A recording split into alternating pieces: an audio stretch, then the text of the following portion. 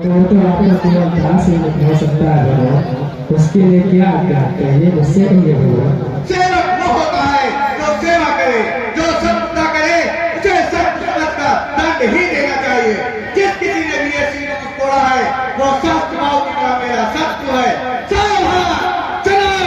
विश्वामित्र और यहाँ उपस्थित राजागण, मैं सारी सभा को सावधान करता हूँ कि जाके भी लौटानी छिपा है उसे निकाल कर हमने सामने किया जाए, अन्यथा हम उस चोरी को मृत्युदंड देंगे। ये समझ लो कि तुम में से किसी के प्राण नहीं बचेंगे।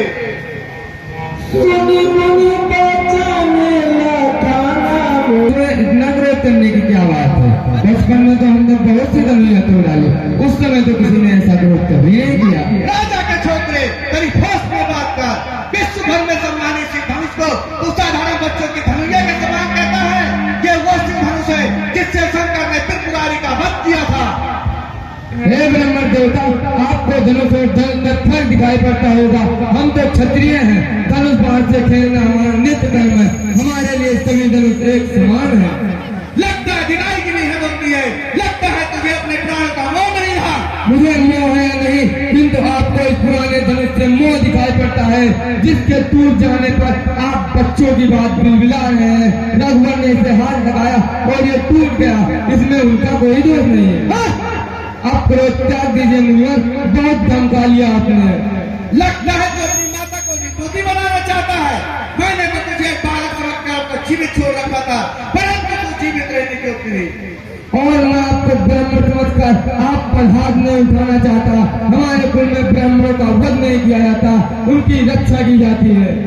सच अशिष्ट निरंकुश बालक, कदाचित तूने मुझे वेद पाती ब्राह्मण समझ रखा है। तो नहीं जाता मैं सकल क्षत्रिय नासा बाल ब्रह्मचारी अति क्रोधी परशुराम हूँ, जिसने कई बार इस क्षत्रियों का विनाश किया है। इस समस्त धरती को क्षत्रियों से विहीन करके बार बार ब्राह्मणों को दान कर दिया है। मैंने इसी फर्श से सहस्त्र भाव की भुजाओं को काटा है। मैंने इस फर्श में बार बार क्षत्रियों का लहू पिया है और आज इसी फर्श से तुम्हारे लहू से इस फर्श की प्यास बुझाई जाएगी। आप मुझे बार बार डरा रहे हैं, तो ऐसा लगता है जैसे एक बालक खूब मारकर पर्वत उड़ाने की चेष्टा कर रहा हूँ। विश्वामित्र, यदि इस बालक की चाहते हो तो इसे हमारे आंखों से दूर ले जाओ। प्रभु, आप आंखें बंद कर लीजिए, मैं दिखाई ही नहीं दूंगा। विश्वामित्र, इसे हमारे बल पराक्रम की शक्ति बताओ। मुनिवर, आप अपनी गुणगाथा स्वयं इतनी अच्छी सुना लेते हो तो दूसरे की क्या आवश्यकता। अभी तक अपनी महान गाथा गाते गाते पेट न भरा हो तो सुना लीजिए कि किस तरह लाखों क्षत्रियों का संहार किया, पिता का ऋण कैसे चुकाया, माता का गला इस वर्ष से कैसे काटा। सुनाइए सुनाइए अपने महान कार्यों की पूर्ण गाथा। अब ये बालक निश्चय ही मरणार है, कोई मुझे दोष न दे। आश्चर्य है कि मैंने पिता के आगे आकर अब तक ये जीवित कैसे रहा। और मुझे भी आश्चर्य है कि मेरे देवतुल भैया को फिर मृत्युदंड देने की बात मेरे सामने करे और वो मेरे बाणों से अब तक जीवित रहे। लक्ष्मण महामुनि, बच्चों के रोग पर बड़े क्रोध नहीं करते। तुम चुप रहो कौशिकनंदन।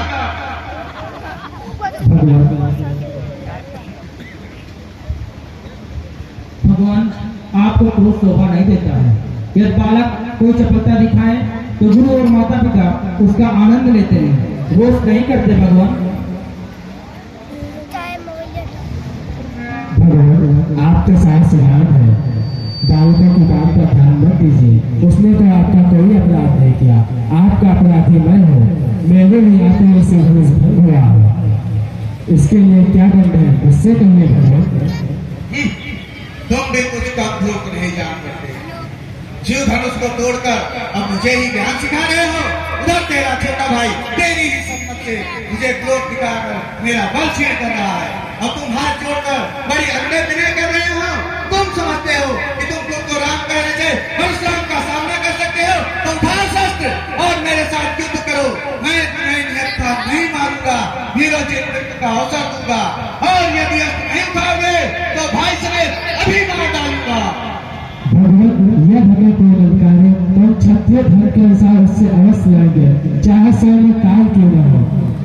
परंतु आपने अपने इतिहास को नहीं पहचाना। मेरा तो एक छोटा सा नाम है राम, आपका परशुराम।